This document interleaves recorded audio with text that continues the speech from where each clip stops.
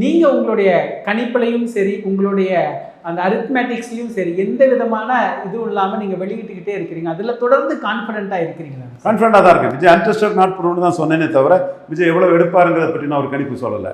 அது இன்னைக்கு last minute வந்து விஜய்க்கு வந்து ஒரு ஹைப் வந்திருக்குது, நான் மறுக்க வரல.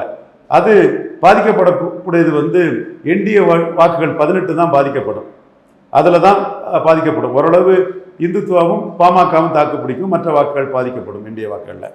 அடுத்தபடியாக ஹைப்பு கொடுத்த எடப்பாடி தான் பாதிக்கப்படுவார்.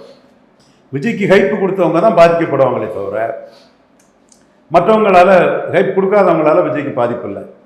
சீமான் கூட ஆரம்பத்தில் ஹைப்பு கொடுத்தவர் திரும்ப ஏறி அடித்ததுனால தன்னை காப்பாற்றிக்கிட்டாருன்னு சொல்லலாம். ஆரம்பத்தில் ஹைப்பு கொடுத்தது விஜய்க்கு பலம். ஐயா வெயிட்டிங்னு சொன்னது தன்னை சீமா சொல்வாருன்னு விஜய் வெயிட்டிங்னு சீமான் சொன்னார்.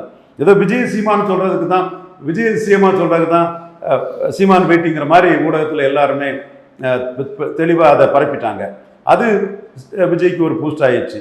அது பிறகு சீமான் தம்பி என் பின்னாடி வான்னு சொன்ன பிறகு தான் அது ஓரளவு டைல்யூட் ஆச்சு.